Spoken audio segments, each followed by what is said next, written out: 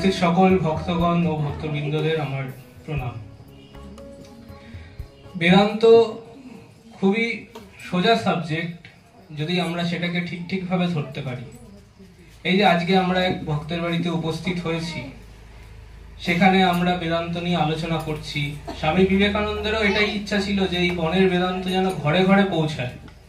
ঘরে ঘরে পৌঁছানোর মানে কি? শুধুমাত্র ঘরের মধ্যেই পৌঁছাবে, কারণ ঘরের মধ্যেই তো যত অশান্তি। মানুষ তো ঘরে থেকেও শান্তি পাচ্ছে না। মানুষ একটা বাড়ি বানাচ্ছে, ভাবছে এই বাড়ির মধ্যে শান্তি। সে একটা সংসার করছে, সেই সংসারের মধ্যে ভাবছে শান্তি, কিন্তু সেই শান্তি তো খুঁজে পাচ্ছে না। হাজার খুঁজছে, তাও শান্তি পাচ্ছে না। সে ভাবছে নতুন কোন একটা জিনিস কিনি, আজ একটা ফ্রিজ কিনি, ফ্রিজের মধ্যে হয়তো শান্তি পাবো না। ফ্রিজ কিনলো, তাও কিছু হলো না।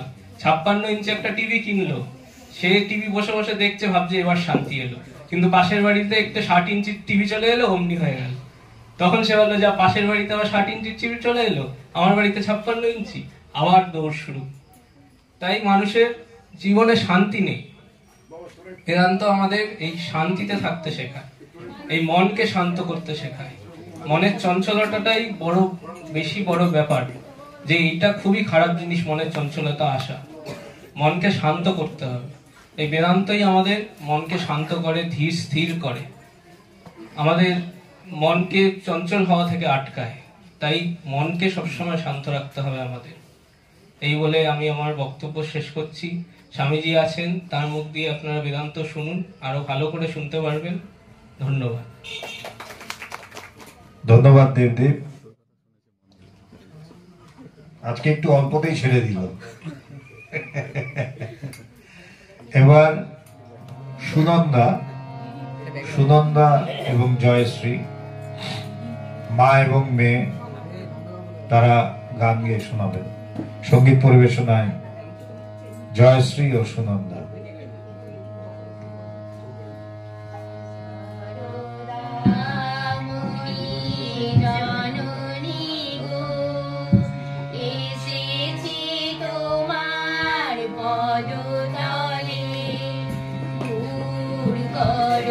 মাগো হলো শুভ্রান্তি, জ্ঞানের প্রদীপ দাও জেলে। সারুরামণি জননী গো, রাখাল সরল লাটু বলরাম, নরেন নরোত্তম, ঠাই দিয়েছিলে স্নেহ করুণায়, অন্তরে অনুপম।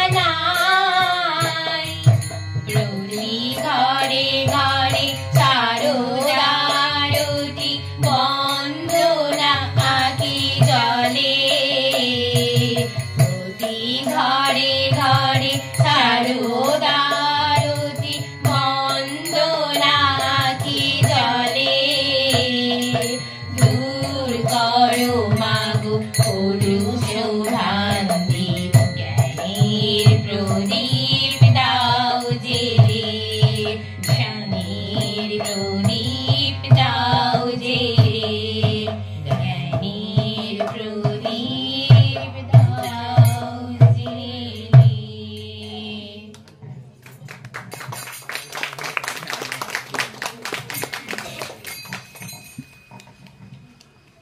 ধন্যবাদ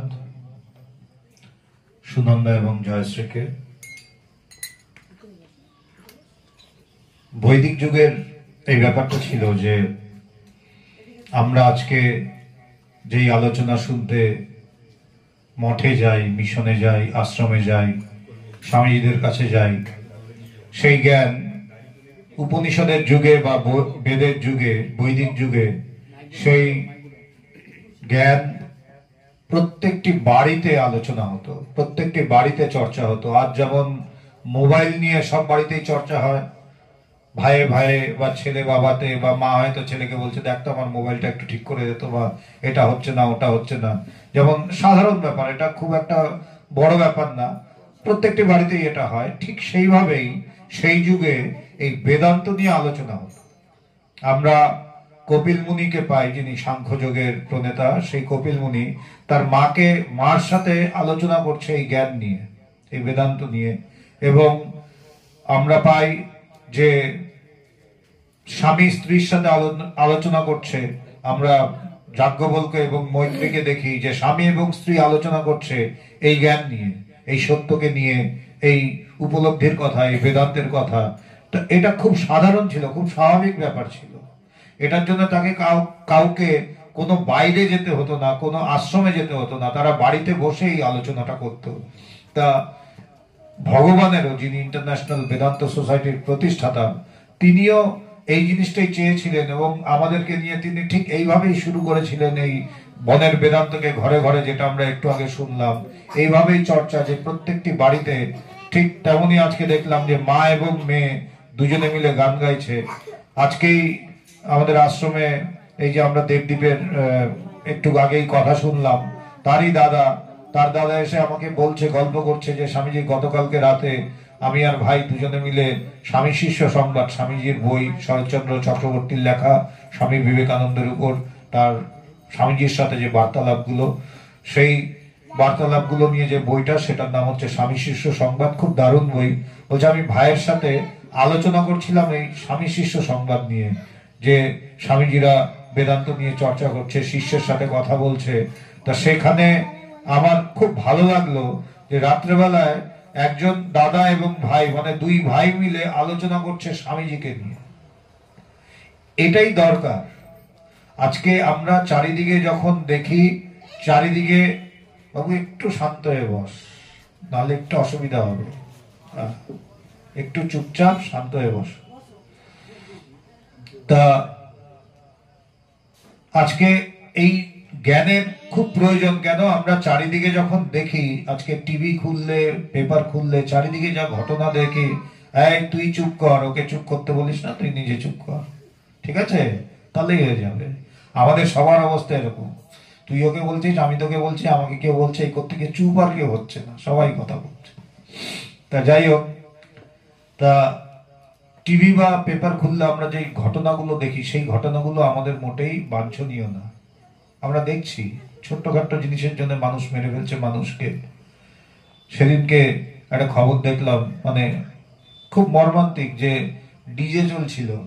ডিজে আমরা জানি বিশাল বড় গান, সেই বক্স টক্স চালিয়ে। তা দাদা নাচছিল, সেই দাদাকে ভাই আটকাতে গেছে এবং ডিজে বন্ধ করে দিয়েছে। সেই ভাইকে সেই দাদা কুড়োল দিয়ে কুপিয়ে মেরে ফেলেছে। আচ্ছার হচ্ছে, এখন ডেইলি হচ্ছে, চারিদিকে হচ্ছে, চারিদিকে হচ্ছে। ছেলে বাবাকে মেরে ফেলছে, মা ছেলেকে মেরে ফেলছে। যে কথা আমরা জীবনে শুনিনি, আমরা সবসময় শুনেছি কুপুত্র যদিও বা হয়, কুমাতা কখনো নয়। পেপার খুললেই দেখা যাচ্ছে মা ছেলেকে মেরে ফেলছে, মা মেয়েকে মেরে ফেলছে। কেন? আমরা এত বিষয়ের প্রতি পাগল হয়ে গেছি যে আমাদের যে মূল জিনিসটা, যে ভালোবাসা বা যে শান্তি ভেতরের একটা সুন্দর জীবন, সেটা আমরা জানিই না। এই জ্ঞানটার থেকে অনেক অনেক দূরে আমরা সরে গেছি। যত আমরা দূরে সরবো তত কিন্তু সমাজের এই অধঃপতন কেউ আটকাতে পারবে না, এবং কোনো বাইরের থেকে কোনো কিছু দিয়ে আমরা এটাকে ঠিক করতে পারবো না। এটাকে ঠিক করতে গেলে আমাদের ভেতর থেকে ঠিক হতে হবে, এবং এর জন্যই এই বেদান্ত চর্চা, এর জন্যই এই আধ্যাত্মিকতা, এর জন্যই এই ধর্ম। এই কথাগুলো এই জন্যই যেন আমাদের জীবনগুলো সুন্দর হয়, আবার যেন আমরা একটা সুন্দর জীবনের অধিকারী হয়ে উঠি। তা আমি আবার আমাদের সামনে আর একটা ইয়ং ছেলে কৌশিক দাস, আমি তাকে অনুরোধ করছি তার বক্তব্য রাখবার।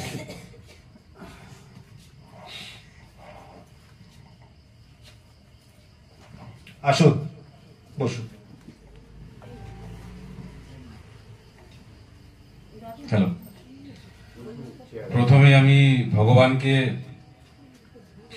শতকোটি প্রণাম জানাই, তারপর প্রণাম জানাই সঙ্গজননী গুরুমাকে, তারপর প্রণাম জানাই স্বামীদের। Vedanta society, international Vedanta society,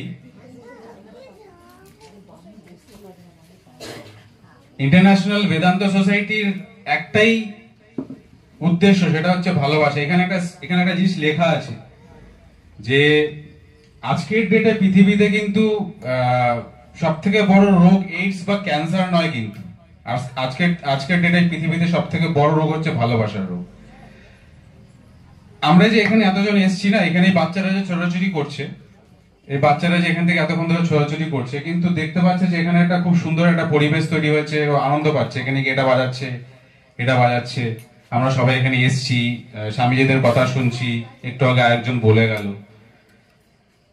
আমরা যদি দেখি যে ভালো করে যদি নিজের একটু, এটা বাইরের দিক থেকে দেখলে হবে না, বাইরের ম্যাটেরিয়ালিস্টিক লাইফ, মানে বাইরে আমরা কোনো কিছু দ্বারা, মানে আমাকে কেউ কোনো কিছু দেবে তার পরিবর্তে আমি ভালো থাকবো, হ্যাপি থাকবো, ভালো আনন্দে থাকবো, এটা পসিবল না, সম্ভব না। এটা আমাকে অন্য কেউ খুশি করবে সেভাবে কিন্তু আমি চলতে পারবো না, এভাবে হয় না, সম্ভব না।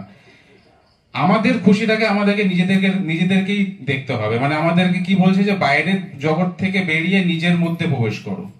মানে আমরা সবসময় কি করি না, বাইরের দিক থেকে আমাদের আনন্দগুলো, খুশিগুলো পাওয়ার চেষ্টা করি। মানে আমাকে কেউ আনন্দ দেবে, আমাকে কেউ খুশি করবে। একটা হাজবেন্ড তার ওয়াইফের কাছ থেকে আনন্দ পেতে চাইছে, একটা ওয়াইফ তার হাজবেন্ডের কাছ থেকে আনন্দ পেতে চাইছে কোনো কিছুর দ্বারা, কিন্তু এইসব জিনিসগুলো দিয়ে সম্ভব না। এগুলো আমাদের নিজের মনের মধ্যে, মানে নিজের মনের দিকে তাকিয়ে আমাদেরকে দেখতে হবে যে আমরা কি চাইছি। ফার্স্ট অফ অল, প্রথমে এই জিনিসগুলো বহু বছর আগে আমাদের ঋষি মুনিরা কিন্তু আবিষ্কার করে গেছে, বলে গেছে। তারা কিন্তু প্রকৃতিকে চ্যালেঞ্জ করেছে। দু টাইপের মানুষ ছিল। তারা দেখলো যে জন্ম মৃত্যু হয়ে যাচ্ছে, প্রকৃতির নিয়মে হয়ে যাচ্ছে, সবকিছু হচ্ছে। তো তারা একটু নিজের দিকে তাকিয়ে গেল যে প্রকৃতির দাস আমরা, জন্মাচ্ছি, আমরা মরে যাচ্ছি, এভাবে পসিবল নাকি? এভাবে হয় কখনো যে তাদের প্রকৃতি আমাকে যেভাবে চালাবে আমি সেভাবেই চলবো? না, প্রকৃতিকে তখন চ্যালেঞ্জ করলো তারা, দেখি কি এটা কি আছে, ব্যাপারটা কি, জন্ম মৃত্যু ব্যাপারটা কি। তখন তারা প্রকৃতির চ্যালেঞ্জ করে নিজের অন্তরে ধ্যানের মাধ্যমে তারা খোঁজ পেল যে এই জন্ম মৃত্যু পারেরও একটা অবস্থা আছে, যে অবস্থাটা জানলে মানুষ এমনি আনন্দিত থাকবে। ঠিক আছে, সেই আনন্দকে মানে রাখা যাবে না, সেই আনন্দটা এতটাই একটা আনন্দ, মৃত্যুর পার। তো এটা ছিল আমাদের নিজের দেশেরই কালচার। কিন্তু এই কালচার গুলো আস্তে আস্তে আমরা আমাদের যুগের পরিবর্তিত হয়ে আমাদের কিছু কারণের জন্য, বাইরের কিছু বিদেশি শক্তির ফলে সেই সব আমাদের বেদান্তের যে আমাদের জ্ঞানগুলো, সেগুলো নষ্ট হয়ে গেছে। ঠিক আছে, কিন্তু পুরোপুরি কিন্তু তারা কিন্তু নষ্ট করে দিতে পারেনি। কিন্তু অন্যান্য দেশের কিছু কিছু সভ্যতা রয়েছে যারা পুরোপুরি সেগুলো নষ্ট করে দিয়েছে, কিন্তু আমাদের দেশের সভ্যতা কিন্তু পুরোপুরি নষ্ট করতে পারেনি। কারণ এটা সত্য কখনো কেউ নষ্ট করতে পারে না। সত্যের কোনো সৃষ্টি নেই, সত্যের কোনো জন্ম নেই, সত্য সত্যই। ঠিক আছে, মিথ্যার জন্ম, মিথ্যার সৃষ্টি আছে, কারণ সত্যকে থাকার জন্য মিথ্যার প্রয়োজন হয়। সত্যের কোনো জন্ম মৃত্যু নেই, সত্য সত্যই স্টেবল দাঁড়িয়ে আছে। তো জন্য আমাদের দেশের কালচারকে, আমাদের দেশের সভ্যতাকে, সংস্কৃতিকে ধ্বংস করতে পারেনি। সেটা আস্তে আস্তে এখন রিকনস্ট্রাক্ট হচ্ছে বেদান্তের মাধ্যমে। একটু আগে একজন বলে গেল যে স্বামীজির ইচ্ছে ছিল বোনের বেদান্তকে ঘরে ঘরে পৌঁছে দেওয়া। বেদান্তটা অ্যাকচুয়ালি কি? বেদান্ত কোনো কঠিন জিনিস না। আমরা যদি বাড়িতে যদি একটু ভালো করে দেখি, যে স্বামীজি একটু আগে বলছিল, আগে আমাদের ঘরে ঘরে একজন বাবা তার ছেলের সাথে বেদান্ত নিয়ে কথা বলছে, একজন হাজবেন্ড তার ওয়াইফের সাথে বেদান্ত নিয়ে কথা বলছে, একজন ভাই তার বোনের সাথে বেদান্ত নিয়ে কথা বলছে। এটা তখন কালচার ছিল। এখন কালচারটা নষ্ট হয়ে গেছে, তাই আমাদের মনের মধ্যে শান্তি নেই। একটুখানি সময়ের মধ্যে আমরা এখানে যারা মিলিত হয়েছি তারা দেখতে পাচ্ছি এতটুকু সময়ের মধ্যে আমরা কত আনন্দে আছি, কত ভালো আছি। ভগবান একটা কথা বলতেন যে নবমী, মহানবমী, ওই মহানবমী মানে দুর্গাপূজার 4 দিনকে কেন্দ্র করে আমরা কত আনন্দে থাকি। 4টা দিন আমরা আনন্দে থাকি। কাকে কেন্দ্র করে আনন্দ করে থাকি? ঈশ্বরকে কেন্দ্র করেই না থাকি আমরা। ভালো, ঈশ্বরকে কেন্দ্র করে তো থাকি, ভগবানকে কেন্দ্র করেই তো আমরা আনন্দে থাকছি। এখন যদি আমরা ভাবি বছরের 365 দিন যদি আমরা ঈশ্বরকে কেন্দ্র করে থাকি, তাহলে আমরা কত আনন্দ থাকবো। কিন্তু আমরা এগুলো ভাবি না। আমাদের ভাবনাটা হচ্ছে মানে আমরা বাইরের দিক দিয়ে এত কনসেন্ট্রেশন দিয়ে দিয়েছি, বাইরের দিকের আমাদের কাজকর্ম ব্যস্ততার মধ্যে এত মনোযোগ দিয়ে দিয়েছি, আমাদের নিজেকে নিয়ে ভাবার আমাদের সময় নেই। নিজেকে নিয়ে ভাবা মানে ভাবনাকে ভাবো। ভগবানের হচ্ছে সিগনেচার লাইন, ভাবনাকে ভাবো মানে আমি যেটা ভাবছি সেটাকে আমি ভাবি, আমি কি ভাবছি, মানে ওটাকে হচ্ছে মাইন্ড কন্ট্রোল, এটাকে ধ্যান বলা হয়েছে। আমি যদি চোখ বন্ধ করে সাপোজ একটা বলছি, আমি চোখ বন্ধ করে একটা কোনো কিছু যদি প্রতি আমি কনসেন্ট্রেশন করি, সেই কনসেন্ট্রেশনটা বাবা ব্রেক করে ভেঙে যাবে। দেখবে মাইন্ডটা বাবা করে ছুটছে, এই কথা বলেছিল, এই আমার ঝগড়া হয়েছিল, কালকে এ করতে হবে। ওই মাইন্ডটাকে কন্ট্রোল করে এক জায়গায় নিয়ে আসা, এটাকে দেন। তো এই প্রক্রিয়াটা, এগুলো সবকিছুর মধ্যেই বেদান্ত কিন্তু এগুলোই বলছে। কিন্তু বেদান্ত কিন্তু খুব কঠিন জিনিস না। কিছুদিন আগে আমার একজনের সাথে কথা হচ্ছিল, যে ও আমাকে বলছে যে বেদান্ত নিয়ে চর্চা করছিস। আমি বললাম যে কেন, বেদান্ত নিয়ে চর্চা না করার কি আছে? সে আমাকে বোঝাতে চাইছে যে বেদান্ত কোনো একটা খুব কঠিন সাবজেক্ট। কিন্তু বিশ্বাস করুন, বেদান্ত একটা সোজা সাবজেক্ট। তার মধ্যে যখন মানে আমি বলতে চাইছি, এখন আমাদের এত ব্যস্ততার মধ্যে একটা কথা আছে না, ভগবান যখন যেরকম ভাবে দরকার, যখন যেরকম ভাবে প্রয়োজন, তখন সেরকম ভাবেই আমাদের মধ্যে সেই জিনিসগুলো ইনজেক্ট করে, মানে ঢুকিয়ে দেয়।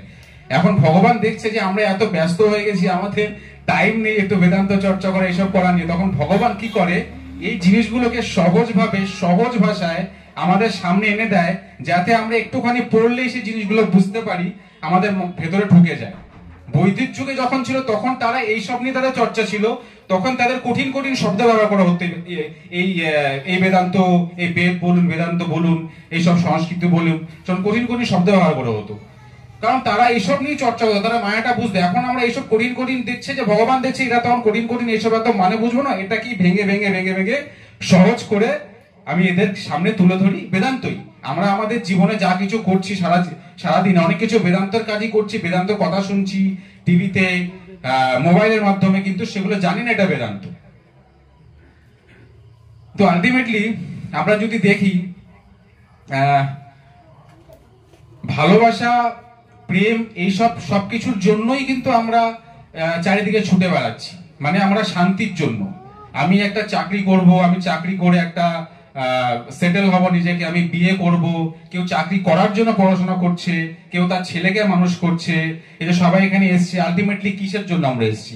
আমরা মনের শান্তির জন্য তো এসছি না, মাইন্ডটাকে শান্ত করার জন্য তো এসছি, যাতে শান্তি থাকতে পারি, আনন্দ থাকতে পারি। তো এই শান্তির জন্য ইম্পর্টেন্ট জিনিস তো প্রেম, ভালোবাসা। এই ভালোবাসাটা কি হবে? যখন আমরা একসাথে সবাই মিলে থাকবো, এখানেই তো ভালোবাসাটা আসবে, প্রেমটা আসবে। তার জন্য বাইরের দিক থেকে খুঁজলে কখনোই পাওয়া সম্ভব না, নিজের মধ্যে খুঁজতে হবে, অন্তরের মধ্যে খুঁজতে হবে। আর বেশি কিছু বলবো না, এই বলে আমার বক্তব্য শেষ করলাম। নমস্কার। জয়শ্রী মাল্য, যার হাত ধরে আজ বনশ্রী এসছে এবং বনশ্রী আজ আমাদের এখানে নিয়ে এসছে, সেই জয়শ্রীকে আমি কিছু বলতে বলছি অল্প শব্দের মধ্যে।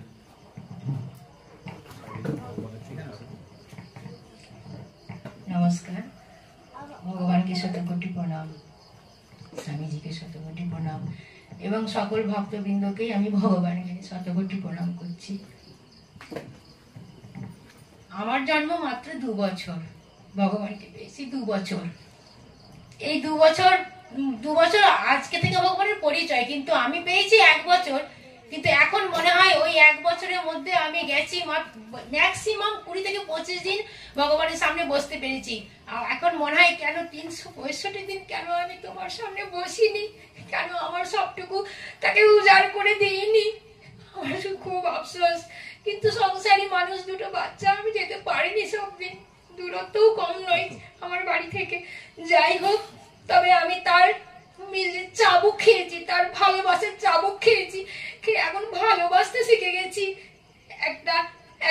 একটা আমের দানা বসালে তার গাছ থেকে ফল পেতে সময় লাগে, একটা করে ইট গেঁথে বাড়ি করতেও সময় লাগে। কিন্তু ভালোবাসা আমার মনে হয় লাফিয়ে লাফিয়ে বাড়ে, ভালোবাসা লাফিয়ে লাফিয়ে বাড়ে। ভালোবাসা কি আমি ভগবানের কাছে শিখে গেছি। একটা অ্যামিবা যেমন যখন যেটা প্রয়োজন হয় সেদিকে পা বাড়িয়ে এগিয়ে যায়, আমার মনে হয় আমাদেরও মানুষের মধ্যে ভগবানের দরজা আছে। ভগবান যখন দেখে এই দরজাটা একটু বড় করা দরকার, তখন সেদিকেই তার বিস্তার বাড়িয়ে দেন, আমার এটুকুই মনে হয়। যাই হোক, অনেক তো বলতে ইচ্ছা করে, কিন্তু এই 2 ঘন্টা অমূল্য আমার কাছে, অমূল্য, পয়সা দিয়ে কেনা যাবে না।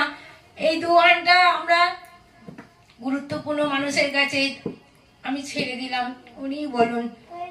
আমি এখানে আর কিছু বলতে পারছি না। নমস্কার।